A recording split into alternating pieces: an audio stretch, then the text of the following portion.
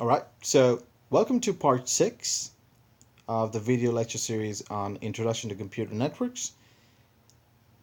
And we will jump to the point where we left off in the last part. And here we go. Alright, so previously, just to give you a quick recap, we were looking at the different network types and the way that we can classify them. If you're looking at the transmission-based classification, we could look at the different links. If you're looking at the scale, we're looking at the different size of the network, and media, we are looking at wired and wireless. So, depending on whatever network type you are using, there are different network topologies which are needed to be in place. So basically, the topology implies the structural organization of the actual network nodes. When we say nodes, we imply the terminal hosts, switches, routers, and all possible networking devices which are present in the network. And the topology can be of two types. The physical topology is the layout of the nodes and the actual physical connections. On the other hand, a logical topology is the relationship between nodes and the logical connections which defines the path of a data packet. So a logical connection is actually slightly different from the physical connection or the physical path, because in a network there are different paths that a packet can take, and also there could be some invisible hops at some intermediate points. For example, if we are connecting through a tunnel, for example a VPN, the packet behaves as if it is going through just one point to another through the tunnel, but in actual physical topology it's going through multiple such connections. So the topologies could be of these types. It could be a bus, a ring, star, mesh, tree, and hybrid, and we'll take a look at each of these. So the first is a bus topology. This is very simple and very similar to the broadcast link that we saw earlier. So all nodes are connected in a peer-to-peer fashion using a single link. So we have the two ends where we have what we call terminator devices, and these devices actually allow the packets not to bounce off each other. And these nodes are connected to this single channel. So the advantages of bus topology would be they are very easy to implement and extend as well. So you just add a new node to the single channel. It's very well suited for temporary networks which are small in size, and it's pretty cheap because you don't really need that expensive hardware. And one of the other great things is that there is no single point of failure, because if one of these nodes go dead, all the others are still active. However, in terms of the disadvantages, it's not really easy to troubleshoot, because all of these nodes are sending in packets into the same channel, and it's difficult to troubleshoot in case there is a problem. The cable length and the number of stations actually affect the overall performance and the number of stations that it can connect. In terms of a single point of failure, it doesn't have a single point of failure in terms of the node. However, if the cable breaks right in the middle, which is the main channel, it can disrupt the whole network because there is no redundancy, there is no alternative path for the packets to go through. It has very high maintenance costs because there's only one channel to maintain, and if you are trying to expand the capacity, if you're trying to troubleshoot, you have to do a lot of manual work.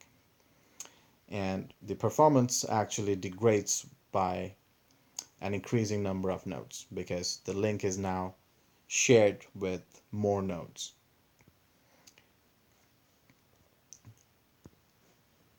A ring topology, as the name suggests, is a ring, and nodes are connected to the ring. So each of the nodes are connected to two of its neighbors. So in the simplest ring topology, data is transmitted in one direction, and as it travels through the ring, it goes through all the nodes, and when it reaches the intended node, the packet is received. Otherwise, each of these nodes would just keep on forwarding the packets to the next. The advantage of ring topology is that it looks very organized, very simple. Every node is connected to each other. It has a better performance than the bus topology that we saw earlier. Additional components do not affect the performance of the network, which means that if you have a new node connecting in, the network would still keep on performing. And all of these nodes would need to have the same resources.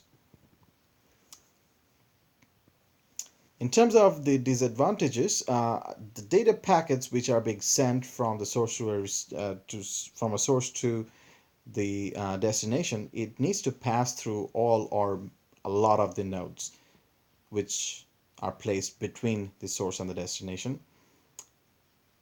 And one of the most important things here is that the whole network is affected if there is only one failed node. So let's say this is the source and this is the destination, and we have the packets being sent in this direction. So if one of these nodes go out of order, the packet can also not be forwarded into the link. So therefore the whole network stops operating. And the other thing is that this particular type of protocols requires a complex forwarding algorithms for larger rings, because we know that the larger the ring gets, the longer it will take to go through the ring. So therefore there are complex algorithms which allows you to jump across the link so that you can take a shorter route and you can find the targeted destination. Next would be star topology, probably something which is very common in today's network setups, and it's said to be a star because there is a central device, it could be called a hub, and there are connections radiating out of that central device. So one of the great things about this star topology is that each of the devices can access the media independently, which means that they are connected to the hub with their own connection, and you don't really have to worry about the others. And this has become the dominant topology for setting up LANs and smaller networks. And they have made buses and rings obsolete for LANs. So the advantages for star topology is that it gives you much better performance than bus topology. It's easy to connect new nodes as long as you have capacity for the central hub. The centralized management helps in network administration because you have only one point to look at and find the troubleshooting solution. And the other thing is that there is no single point of failure. So therefore, if one of these links break, the rest of the network still continues to operate. The disadvantage is that it is dependent on the central node. So therefore, if this goes off, the whole network goes off. The use of the central hub, which could be a router or a switch or any similar network device, increases the overall cost of the network because this is a high capacity and expensive device. And the performance of the network depends very much on the capacity and the processing power of the central node.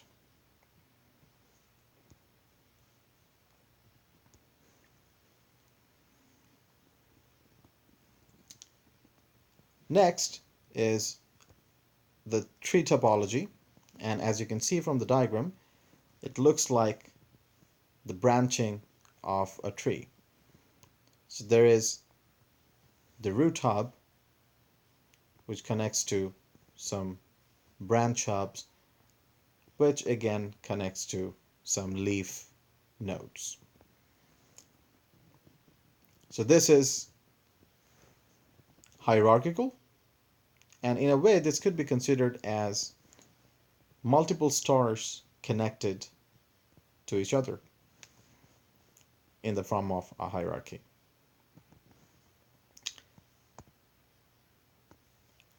The other thing is that it can have a single collision domain, or it could be segmented into multiple collision domains. This means that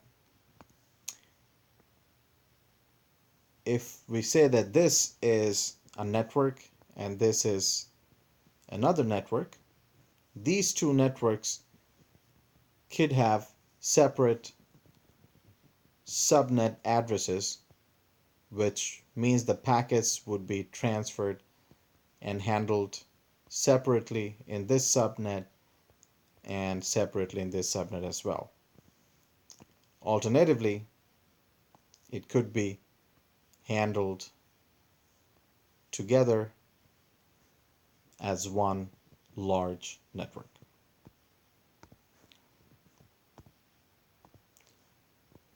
So the advantages is that it's easily scalable by adding leaf nodes. So you can just add a node here or a node here. And other hierarchical networks are not affected if one of them gets damaged. So if this link breaks or even this link breaks, this branch still continues to operate. And it allows you easier network monitoring and troubleshooting because we have separate management possibilities using subnets and segmented networks. However, the disadvantage would be a lot of cabling is required because we have a lot of connections compared to the previous topologies, and a lot of maintenance is needed because this is a complex hierarchical network with priorities and network management and subnets, etc. And also the central backbone forms a single point of failure. So if this goes off, this whole network and this whole network becomes disconnected.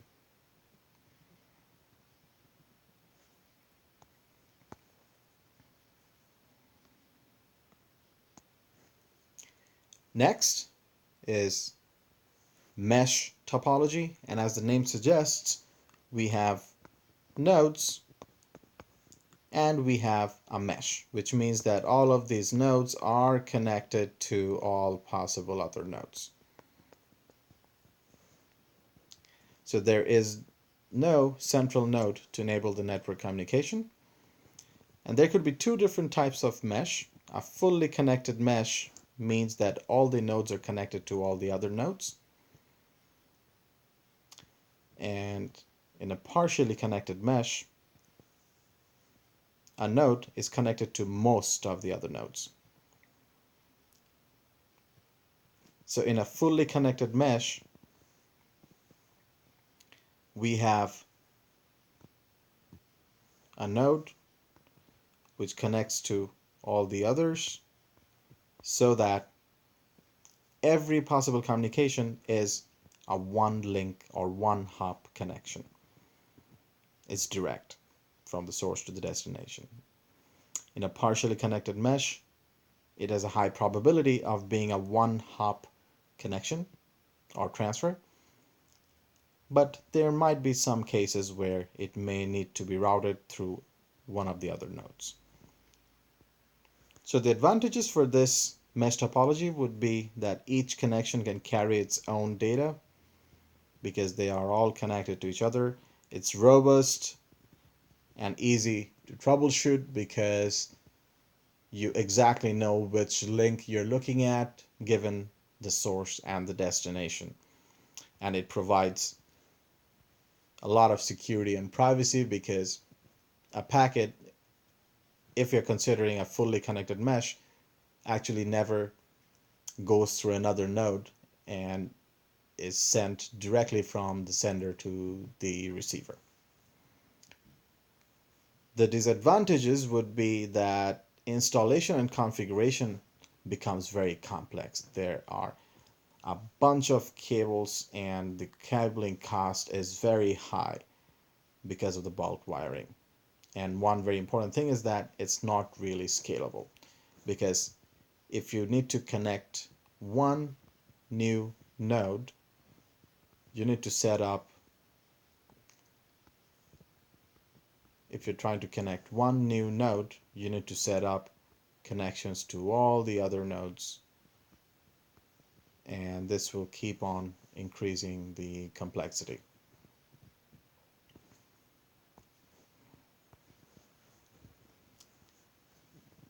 So finally, we look at the best of all worlds, hybrid topology.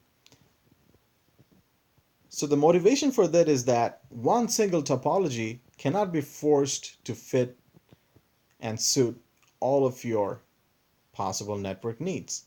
So for that, modern devices allow multiple technologies and multiple protocols to run and create what we call a hybrid topology. So the diagram here, this part is a ring network, this we have a mesh network, this is where we have a bus network, and all of them are connected as a start. So the advantages would be, it's reliable and the network fault can be isolated from the rest of the network, given that you're looking at the best of all worlds. It's scalable because you can just look at any part of the network, extend it in any way possible. It's flexible and can be designed according to the requirements, because one part of the network, let's say here, you know that there are not too many devices and a ring would serve better, so you design this part as a ring. Some other part where you need very high security and privacy, you can create a mesh so that everything is one hop away. And another part, we know that a broadcast technology would work better because it's something which is of streaming nature, let's say cable TV or internet TV, and we know that the bus connection in this case would serve better. So it combines the strengths and avoids the weaknesses of all the constituent topologies. However, the disadvantage for this would be a lot of complexity in the design and installation, given that each of these networks, each of these subnetworks has a different design. It just becomes more and more complex as it gets expanded, and also it's slightly more expensive because now the devices need to be able to communicate with each of the other networks which are running very different topologies and multiple topologies at the same time.